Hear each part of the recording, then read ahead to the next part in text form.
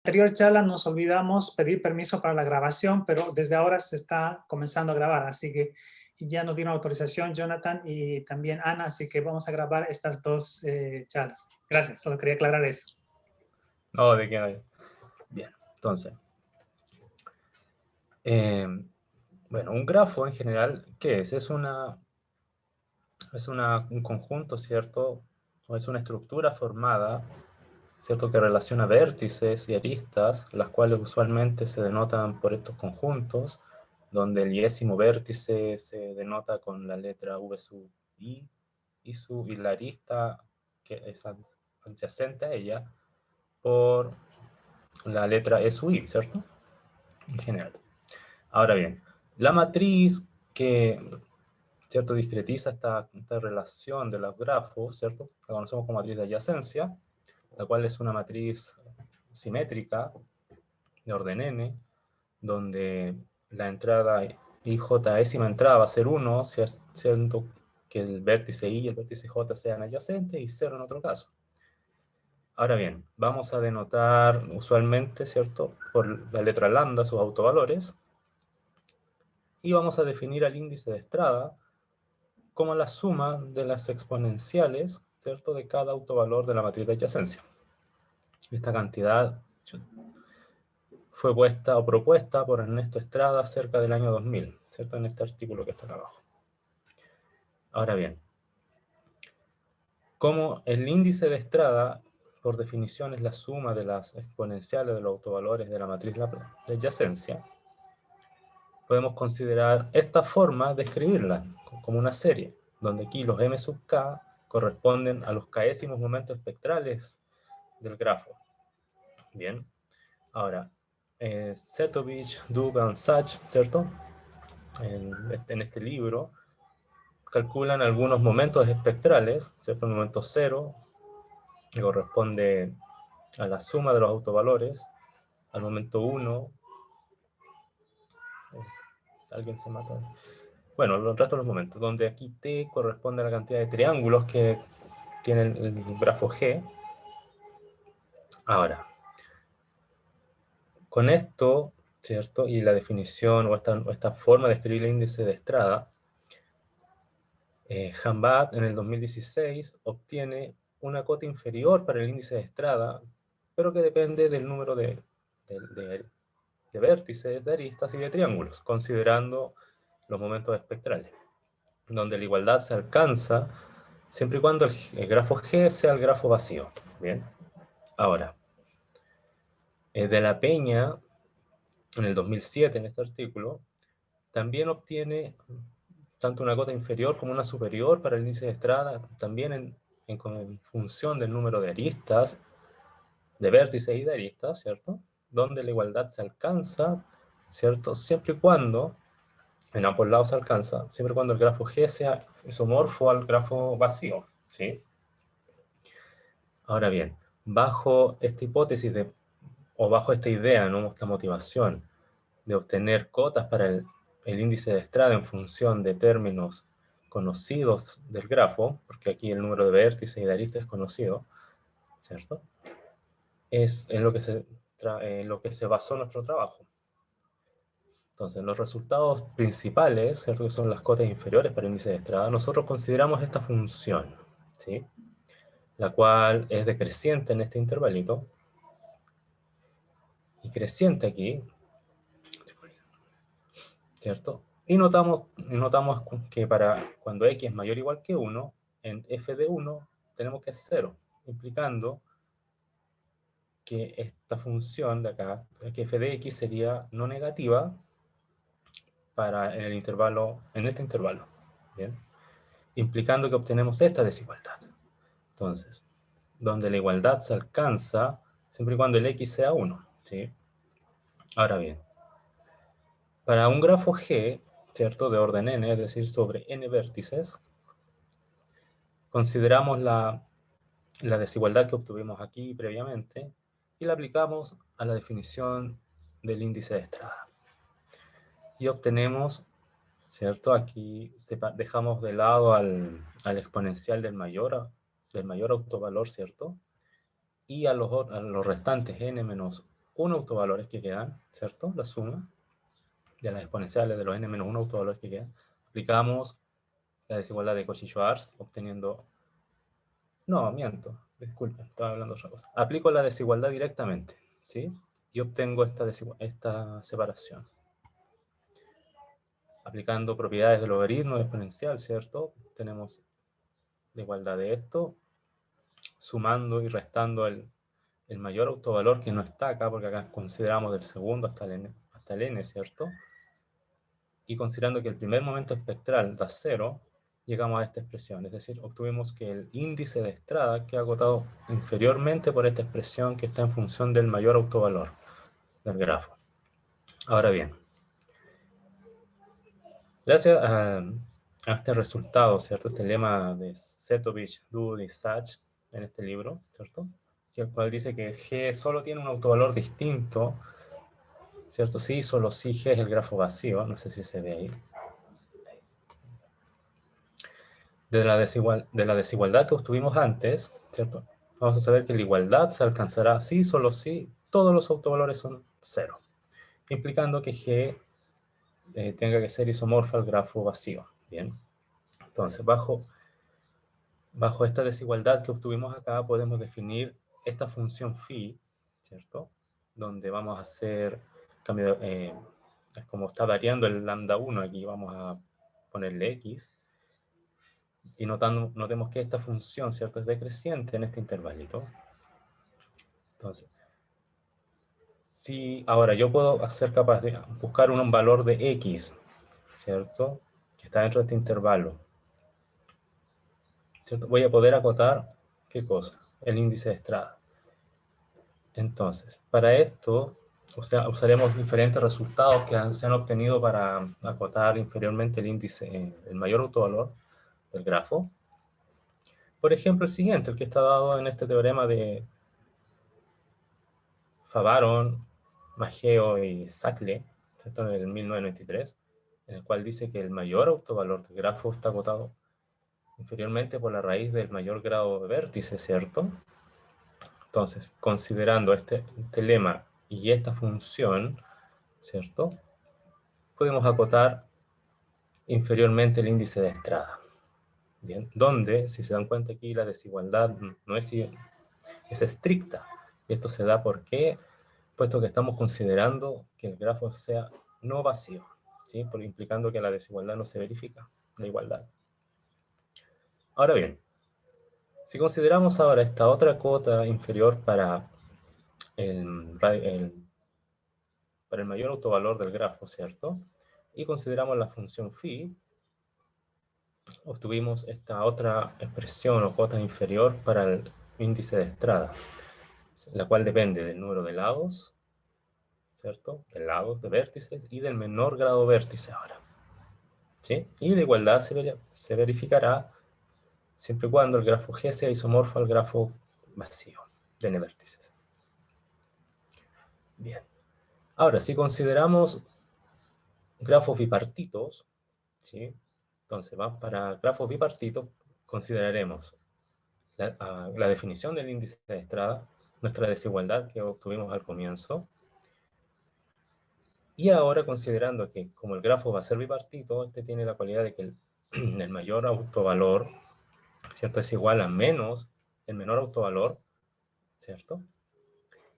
Y considerando de manera análoga la técnica que se usó para discretizar la anterior ¿cierto?, desigualdad para el índice de Estrada, pero ahora considerando esta separación, ¿cierto?, obtenemos que el índice de Estrada queda acotado inferiormente, pero ahora por esta expresión, que también queda en función, ¿cierto?, del mayor autovalor del grafo.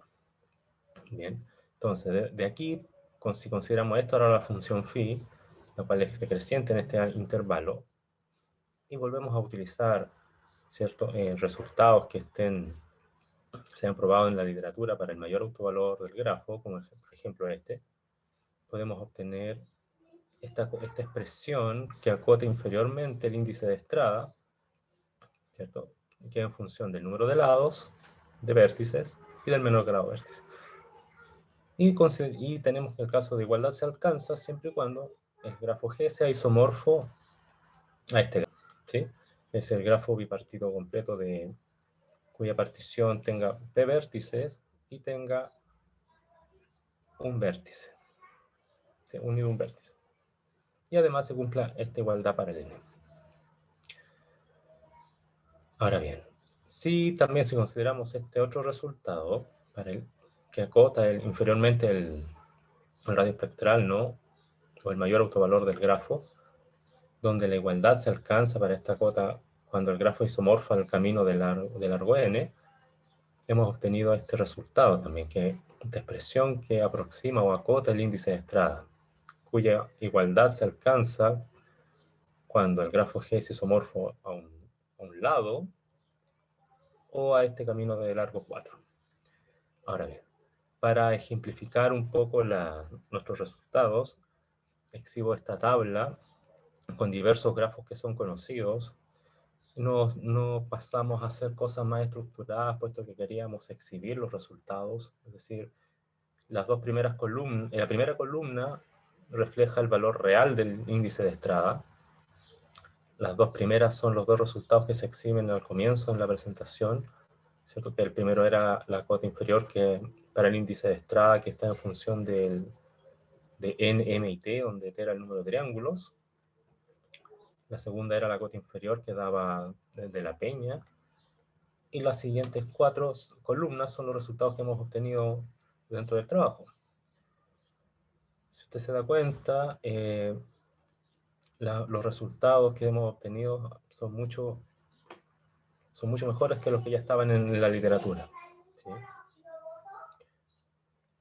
Y en el caso de que sea P4, en la última se alcanza la igualdad.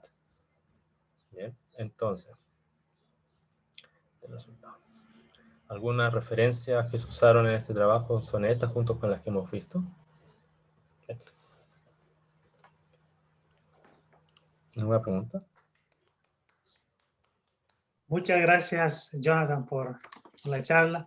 Tenemos espacio, Gracias. nos quedan unos minutitos para unas preguntas. Si alguien tiene alguna pregunta, podría levantar su mano, la mano virtual, ¿sí? Si es que hubiese alguna pregunta.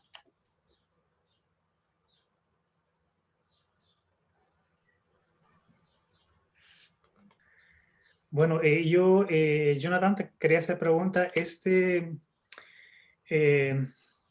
índice que tú usas acá, ¿se puede usar para el problema de la determinación de grafo? Es decir, ¿nos puede ayudar a decidir si dos grafos son isomorfos o no? ¿Podría ayudarnos en eso? Buena pregunta. Es que actualmente no hemos estado, ¿cómo se llama? Estudiando el índice de Estrada, pero desde un punto de vista químico, porque permite desarrollar o, ¿cómo se llama?, explicar el desplegamiento de la molécula, ¿cierto?, en ciertas composiciones. Entonces hemos estado dándole por ese lado y no tanto a la parte más algebraica o espectral. Pero en sí es una buena pregunta, de hecho. Bueno, gracias, Jonathan. No sé si hay alguna otra pregunta. Bien, creo que no. Bueno, agradecemos nuevamente a Jonathan. Muchas gracias, Jonathan, por tu participación y por la interesante charla que nos compartiste. Bueno, ahora pasamos con Ana Isabel, que tiene la tercera charla de esta jornada. Entonces, sí, está habilitada para compartir pantalla, Ana. Ok, gracias.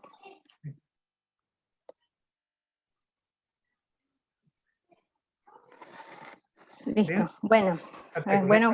Deja presentarte. Ok, de acuerdo. Bueno, Ana Isabel, cierto, es profesora de la Universidad Católica del Norte y bueno, en este momento nos va a presentar su charla que es Centro Symmetric Universal Realizability. ¿Sí? Bueno, Ana, tenemos 25 minutos para la charla, así que el tiempo es todo tuyo. Ok, muchas gracias. Bueno, buenas tardes a todos. Qué bueno, tener esta instancia para empezar a compartir después del encierro.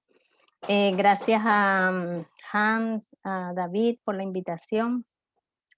Como contaba David, yo voy a hablar acerca del problema de la realizabilidad universal para centrosimétrica. Este problema viene un poco a intentar resolver, ¿cierto? Una de las preguntas abiertas que planteaba el profesor Ricardo Soto en su presentación de si el problema de la realizabilidad universal se podía, ¿cierto? Sobre matrices estructuradas. Aquí vamos a hablar específicamente de esta estructura matriz centrosimétrica. Y esto está basado, ¿cierto?, en un trabajo reciente en conjunto con Yanquis Linares, que es un estudiante de doctorado en nuestro programa, y en conjunto con el profesor Ricardo Soto. Bueno, la idea general de esta presentación, voy a aprovechar un poco ya los términos generales que presentó el profesor Ricardo Soto, porque en el fondo es el mismo problema, solo que ahora nos vamos a concentrar en aplicarlo a una estructura. Entonces hablamos en términos generales un poco la notación de ambos problemas, las propiedades de las matrices centrosimétricas, que en el fondo son las herramientas que nosotros usamos, ¿cierto?, para poder abordar el problema, y hablar un poco sobre la realizabilidad centrosimétrica antes de la realizabilidad universal, ¿cierto?, porque sobre la realizabilidad centrosimétrica teníamos un trabajo previo y voy a mostrar así un poco los resultados relevantes de allí y los cuales después nos apoyamos y nos preguntamos si se podían extender a la realizabilidad universal. ¿Okay? Entonces, en términos generales, ¿cierto? Acá en los problemas inversos siempre trabajamos con matrices no negativas, significa que cada una de sus entradas son no negativas. Y como decía el profesor Soto, voy a recordar un poco las definiciones. Una lista es realizable si es que existe una matriz no negativa con ese espectro. Va a ser diagonalmente realizable si es que existe una matriz no negativa diagonalizable con ese espectro. Y finalmente, universalmente realizable si es que es realizable para cada forma canónica y Jordan.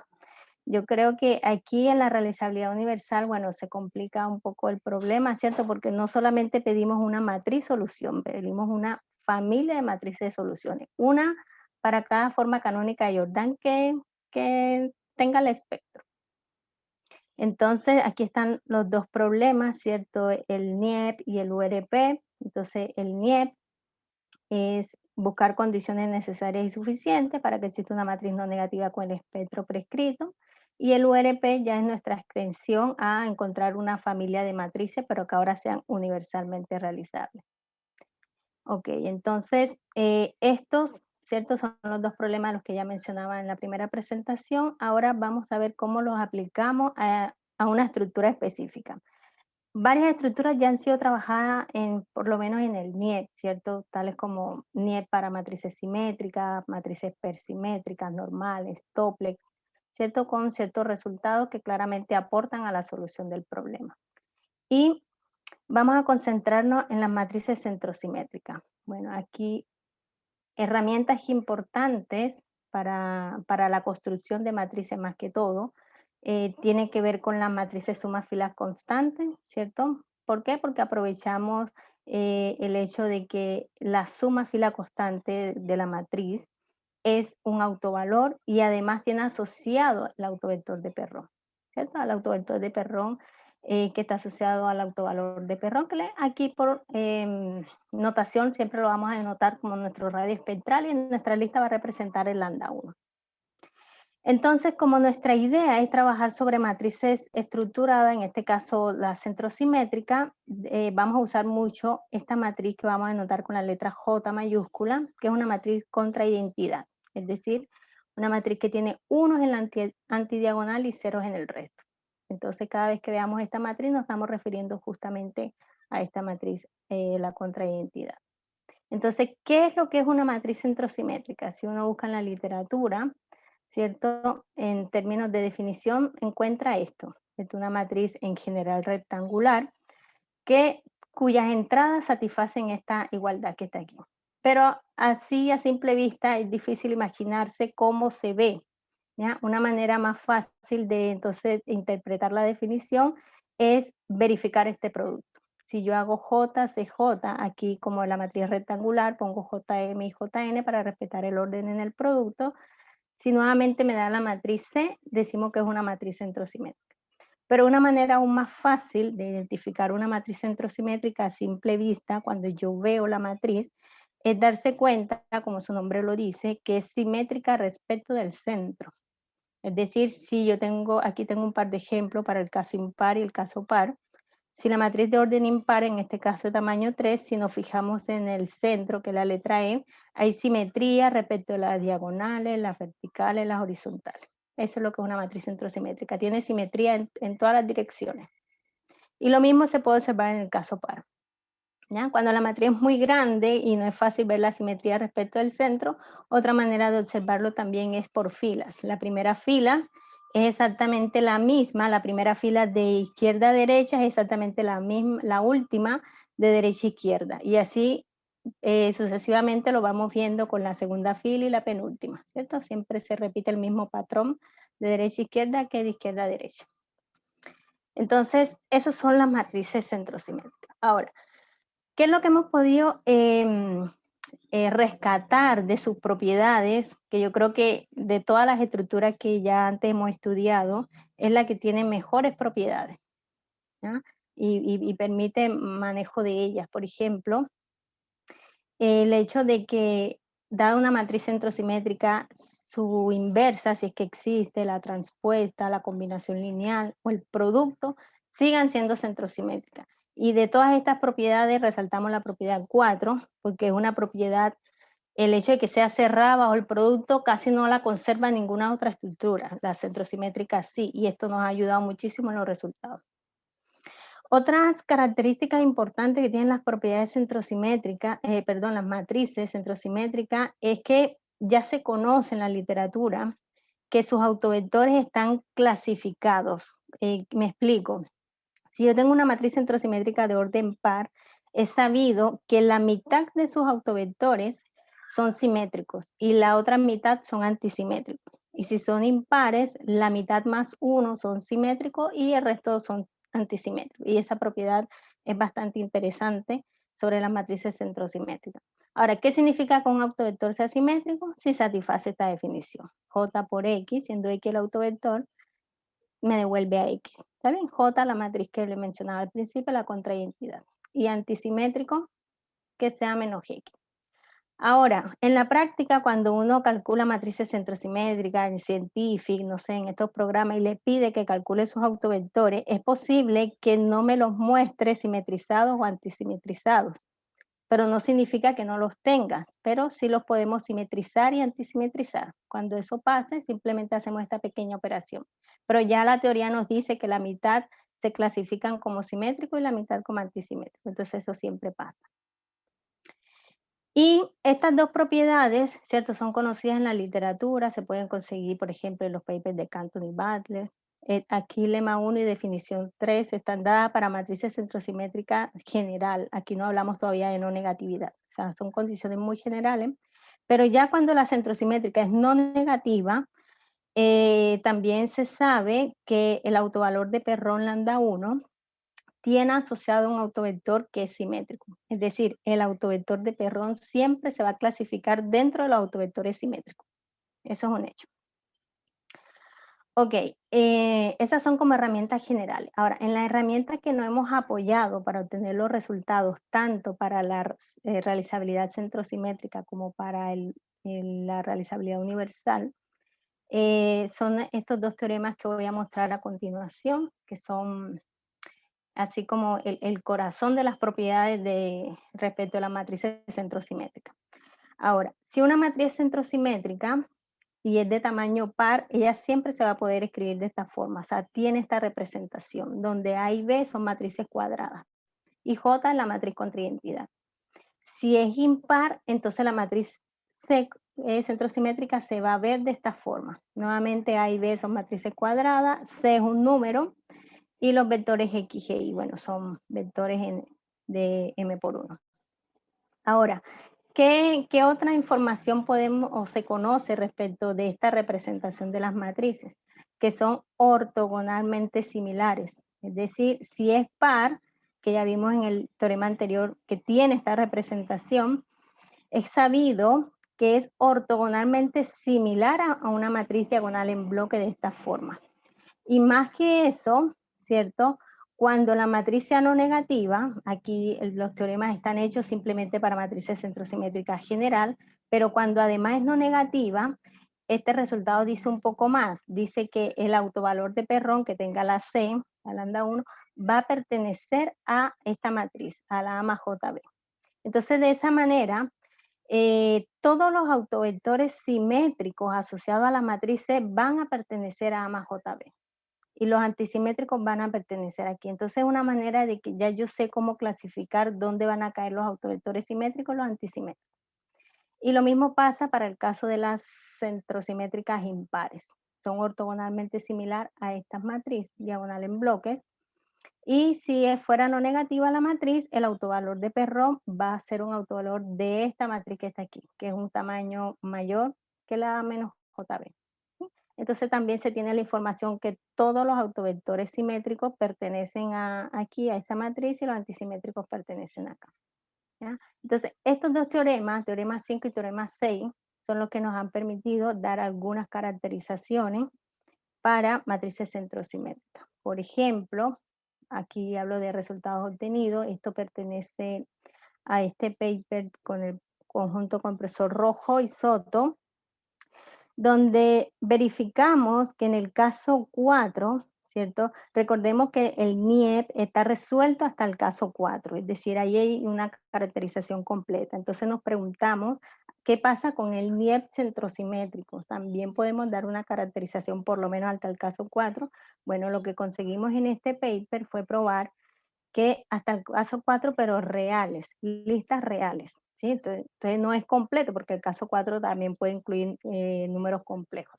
Pero hasta el caso 4 real, mostramos que toda lista que fuera realizable, en particular es centrosimétricamente realizable. Es decir, cada vez que yo tengo una matriz no negativa, para ese mismo espectro, puedo conseguir una centrosimétrica no negativa. En resumen, listas reales de 4 números, el NIEP y el NIEP centrosimétrico son equivalentes. Siempre hay solución. Quedó abierto entonces en este paper la pregunta de qué pasaba con listas de 4 números que incluyeran, por ejemplo, lambda 1, lambda 2 y una pareja de complejos.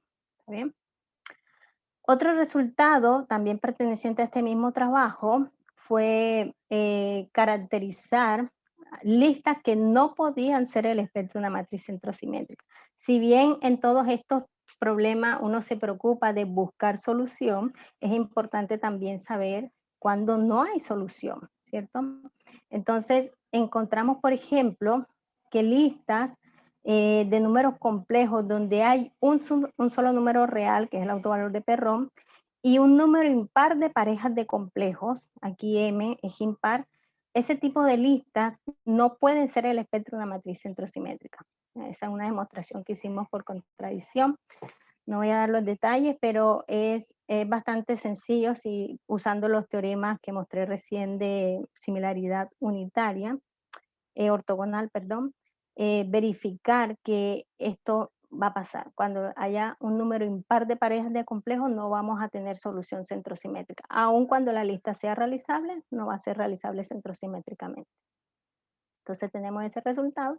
Para las que no. Ahora, ¿cuándo hay solución y podemos decir que siempre? Y esta sí la podemos considerar como caracterizaciones. También perteneciente a este mismo trabajo, logramos probar que toda la lista de números no negativos, aun cuando este tipo de lista es trivial, estudiarlas en el NIEP, ya deja de ser trivial cuando al NIEP se le pone una estructura. ¿Sí?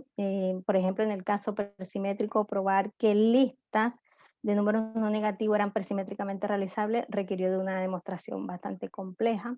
En el caso de matriz centrosimétricas también, en este paper está la demostración, es una demostración bastante con detalle, verificar que efectivamente seguían siendo centrosimétricamente realizadas. O sea, ya con estructura dejan de ser un tipo de listas triviales.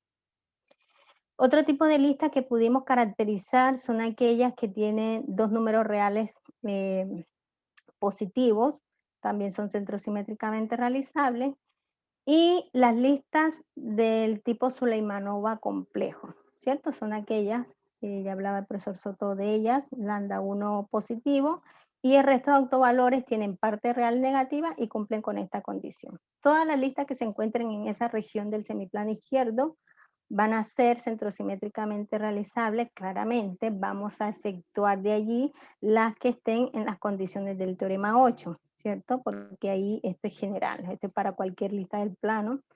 Las que tengan un número impar sabemos que no van a ser centrosimétricamente realizables. Entonces, todas las Suleimanova, excepto las que estén en las condiciones del teorema 8, sí lo van a hacer. Ok, entonces, como explicaba recién, todas estas que están aquí fueron caracterizaciones completas, es decir, cualquier lista que cumpla con alguna de estas condiciones, hay solución. Ahora, ya hay listas más generales que ya salen de esas caracterizaciones y pueden quedar simplemente como una condición suficiente. Entonces ahí establecimos un criterio que va a estar sujeto a que, bueno, si se satisfacen las condiciones, hay solución. Ahora, si no se satisfacen, simplemente decimos que no tenemos información. Pero para lograr ese criterio, nosotros tuvimos que precisar de una partición especial de la lista. Es decir, dada una lista de números complejos, tuvimos que formar una partición, si ustedes pueden ver, formamos una lista lambda 0 que contiene P sub 0 números de la lista original. Y la cantidad de números que esté en esta sublista lambda 0 me va a indicar cuántas listas adicionales van a haber. Van a haber en total P sub 0 listas adicionales que están escritas aquí, de lambda 1 hasta lambda P sub 0 medio, y nuevamente lambda P sub 0 hasta lambda 1. Y tienen que estar ubicadas en esa forma. Y por eso le llamamos partición, le llamo aquí en la presentación partición especial, porque es la única forma de lograr la estructura. ¿Bien? Entonces, con esa partición especial, damos este teorema 9, que es como un criterio en el cual vamos a decir que una lista lambda de números complejos va a ser centrosimétricamente realizable si es que satisface dos condiciones. La primera, que en la partición que nosotros hagamos, esta partición especial, a cada una de estas listas que le llamo lambda, si yo le puedo asociar una lista gamma que sea realizable. Y esto aquí lo resalto y es interesante porque a pesar de que yo quiero que mi lista grande, la original, sea realizable por una centrosimétrica, yo trabajo con listas más pequeñas, pero no le pido estructura a las listas más pequeñas, es decir, no preciso de que cada una de las pequeñas sublistas sean centrosimétricamente realizables, basta que sean realizables por matrices no negativas. Y la segunda condición es que, y un tanto bastante difícil, es que exista una matriz centrosimétrica no negativa con espectro lambda 0, que es la partición inicial, y entradas diagonales prescritas, que son estos números que hemos ingresado, que no pertenecen al espectro original. Entonces, esta condición de O'Higgins es bastante difícil, de hecho es un problema abierto. Nosotros en el trabajo dimos una condición nada más para el caso 4, donde, bueno, nos ayudó un poco, por eso les digo que queda como una condición suficiente porque va a estar sujeto a la existencia de la condición de O'Higgins. Entonces, un poco para explicar la idea de cómo funciona la partición especial, muestro este ejemplo, donde tenemos esta lista que es de tamaño es general, ¿cierto? Porque no está en el semiplano izquierdo, sino que tiene elementos en el semiplano derecho, semiplano izquierdo, una lista bastante general. Entonces aquí consideramos esta partición especial lambda 0, hemos tomado estos 4 elementos, ¿cierto? Lambda 1, hemos considerado el resto de autovalores y como no hay más autovalores, llamamos a esas listas vacías. Entonces la idea es asociarle a estas listas que claramente tal cual como está lambda 1 no puede ser realizable porque ni siquiera tiene un autovalor de perrón. Entonces le adicionamos un número de tal manera que la lista ahora sí sea realizable. ¿Ya? Y a la vacía le adicionamos 7,5. Observemos que 4 y 7,5 son números nuevos que yo estoy ingresando y que no pertenecen a mi lista original. Entonces en el fondo, cuando yo construyo la matriz que realiza gamma 1, y esta es una matriz no negativa, observemos que no hay estructura, es decir, esta matriz de 3×3 que realiza a gamma 1 no es centrosimétrica, es simplemente no negativa. Y entonces, ¿dónde está la importancia de la partición que sea de esa forma? Lambda 1, aquí, o sea, lambda 1, lambda 1, lambda 2, lambda 2, es escribirla en ese sentido. la realización de gamma 1 va a estar aquí y también acá. Y gamma 2 aquí y gamma 2 acá. Pero observemos que la que está aquí es, por ejemplo, si esta matriz, perdón, que está aquí es A1, la que está acá yo la voy a escribir como JA1J. Son coespectrales, tienen exactamente el mismo espectro, pero al escribirlas de esta forma, me va a lograr que la grande sea centrosimétrica. Es la que me interesa que sea centrosimétrica, no las pequeñas, ¿ya? Entonces, al hacer esta forma, obtenemos la estructura para la matriz original, ¿ya? Entonces, listo, así formamos nuestra matriz A, que tiene estos espectros, pero claramente tengo que hacer una perturbación para quitar estos autovalores que no pertenecen a mi lista original y recuperar, sí, los que pertenecen, los de lambda 0. Bueno, ahí formamos nuestra matriz X, que tiene autovectores asociados a cada una de esas matrices en bloques. Y la parte difícil de la construcción es esta, la condición 2G del criterio, garantizar la existencia de una matriz que sea centrosimétrica, no negativa, con espectro y diagonal prescrita. Es lo más difícil. Como dije, nosotros en el paper tenemos una condición para el caso 4 y por eso el ejemplo lo adapté al caso 4, porque es donde yo sé cómo encontrar y construir la matriz. Esta matriz B es centrosimétrica, si observamos, es cuestión de tener paciencia y observar que es centrosimétrica. Tiene los autovalores que yo quiero y las entradas diagonales que yo quiero. Entonces, a partir de la B se calcula la C, esto es una perturbación de Rado, y la perturbación de Rado me permite el cambio de autovalor. Entonces me permite cambiar los que he puesto, 4, 7 medio, 7 medio, 4, cambiarlos por esto. Y lo más importante es que se preserva la estructura. Ahora, ¿por qué se preserva la estructura? Porque la A es centrosimétrica, porque así la he puesto, de manera de que sea centrosimétrica. La X también lo es y la C también lo es. Y ahí es donde digo que es importante la propiedad de que el producto de centrosimétrica siga siendo centrosimétrico. De lo contrario, esto no funcionaría, ¿ya? Y es lo que pasa con muchas otras estructuras. Y esa yo creo que es la ventaja, esa propiedad potente de la centrosimétrica. Entonces, esa es una manera de construir y me queda como una condición suficiente general para cualquier tipo de espectro que cumpla con las condiciones. Ya como avance, ya esto pertenece a otro trabajo con Yanquis Linares, profesor Ricardo Soto. Este trabajo todavía está en evaluación, está sometido.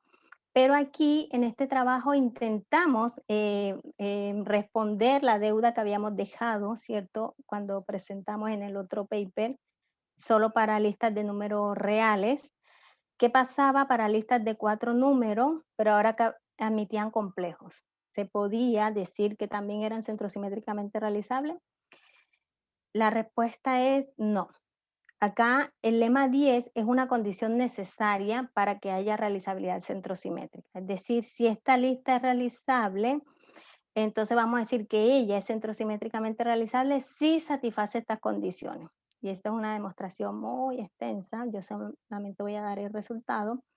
Pero ahora, lo bueno y lo malo. Bueno, que es una condición necesaria, me va a dar información de cuando no hay solución, porque si se cumplen las condiciones no podemos decir nada. Pero sí nos sirvió mucho este lema para caracterizar completamente listas de 4 números ahora en el semiplano izquierdo. Es decir, lambda 1, es cierto, el autovalor de Perron, lambda 2 negativo y parte real, en este caso que es A, también negativa. Estamos en el semiplano izquierdo concentrados, entonces ahí vamos a decir que esta lista va a ser centrosimétricamente realizable si y solo si se cumple esta condición. Al ser una caracterización, me va a dar información si hay solución o no. Y eso nos permitió entonces responder que el NIEP y el NIEP centrosimétrico son diferentes.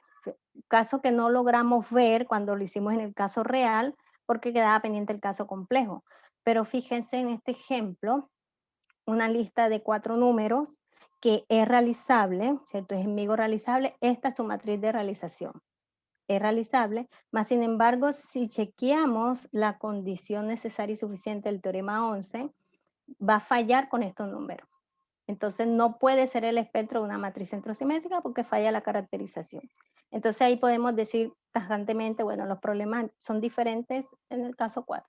No siempre que haya realizabilidad va a haber realizabilidad centrosimétrica. Entonces enseguida concluimos que para realizabilidad centrosimétrica el autovalor de Perron es más exigente, tiene que ser más grande. Claramente si en vez de 7 pongo un número más grande, voy a lograr realizabilidad centrosimétrica, pero ya no va a ser equivalente con el nieto.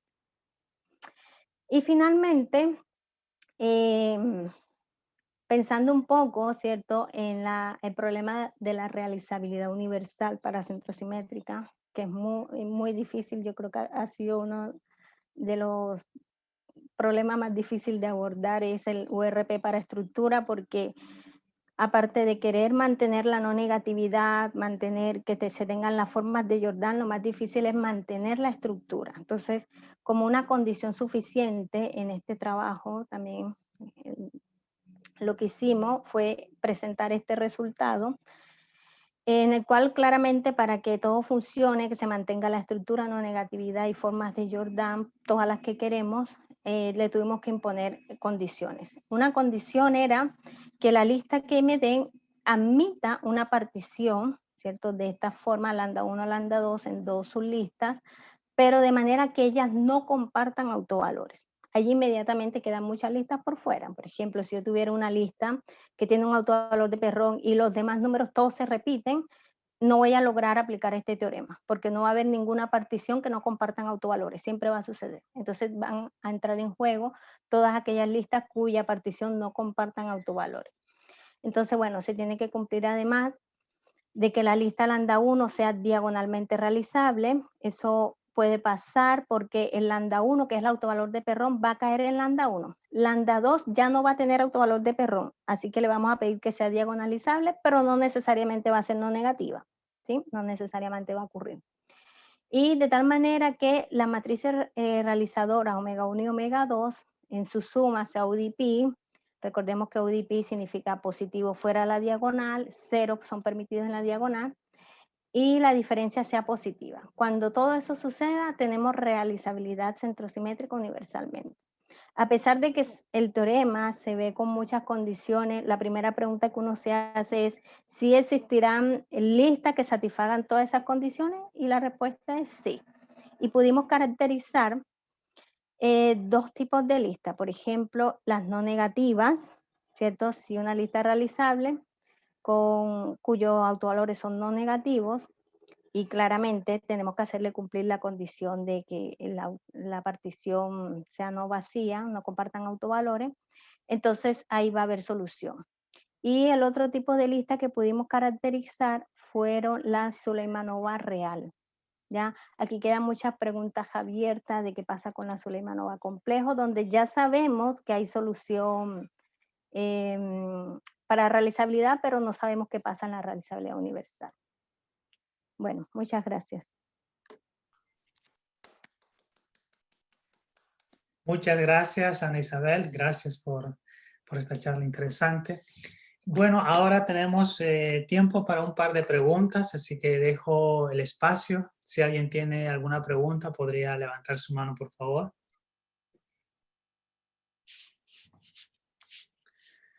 Sí, Roberto tiene una pregunta. Si podrían habilitar el micrófono, por favor, soporte.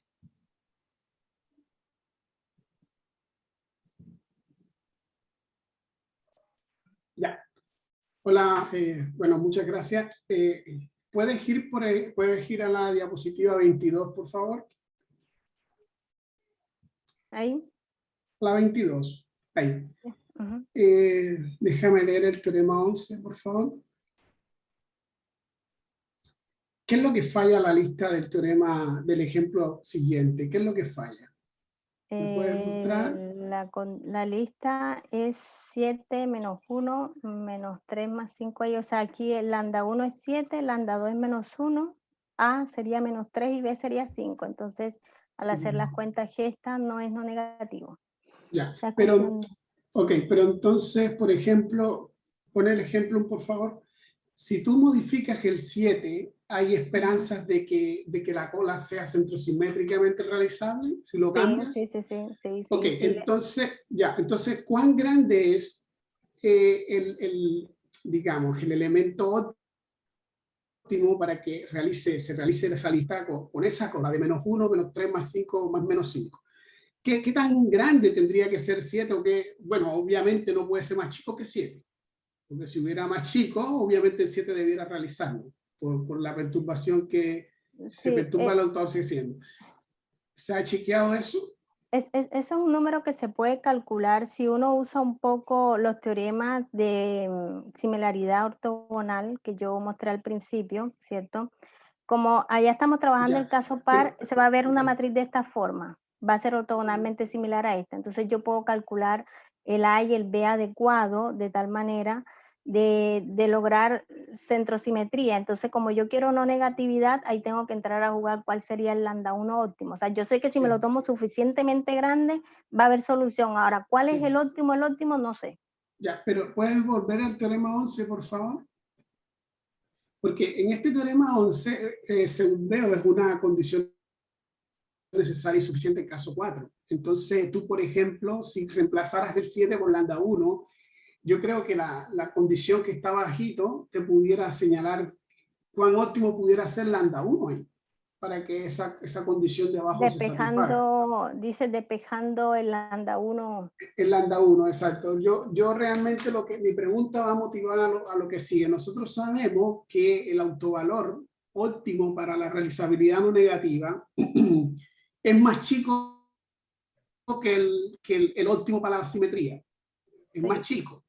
Ya, el caso simétrico y el no negativo también difiere. Entonces me causó un poco de gracia lo que tú dices un poco más adelante. O sea, me pareció interesante. ¿Puedes pasar a la siguiente diapositiva? Ahí donde dices que el NIEP centrosimétrico y el NIEP normal son diferentes. Obviamente porque esa lista te muestra que es realizable, mas no es centrosimétricamente realizable. Entonces, ¿qué tan distantes están estos valores óptimos? En ese caso, digamos, no sé si el 7 sea el óptimo para hacer centrosimétricamente, para hacer no negativo ahí. ¿El 7 es el óptimo? Sí, Óptimo, sí. lógico. Sí, porque Porque si traza no, no hay cero. solución. Hay traza Sí, cero. sí, claro, ahí es traza cero, es el Traza óptimo. Si no, no había chequeado eso de la traza. Sí. Bueno, es el óptimo. Bueno, por tanto, ¿qué tan lejos está el que haga realizable por centrosimétrico ahí? ¿Qué tan distante está? Yo no sé si valdría un estudio similar al que se hizo con el caso simétrico, ¿cierto? Que para una lista Ya. específica, esa lista clásica, la 3 más T, 3 más T, menos 2, se encontró Ya. realizabilidad para cierto número y recién para cuando T era mayor que 1 había realizabilidad simétrica. Quizá un estudio similar a eso se podría Ya. pensar, pero así como que saber el óptimo donde empieza a ser. De hecho, nosotros hicimos cuenta y lo mínimo, según la condición necesaria que está planteada aquí en el caso 4, lo Ya. mínimo para que esta condición necesaria valga, lo mínimo era 9. A partir de 9 empezaba a ser Ya. centrosimétricamente realizable. Ya. Pero que se pudo hallar con el teorema anterior, ¿o no? Sí, Porque, sí, con este teorema. Ya, ok. Ujú. Ya, vale, gracias. Ok. Bueno, muchas gracias.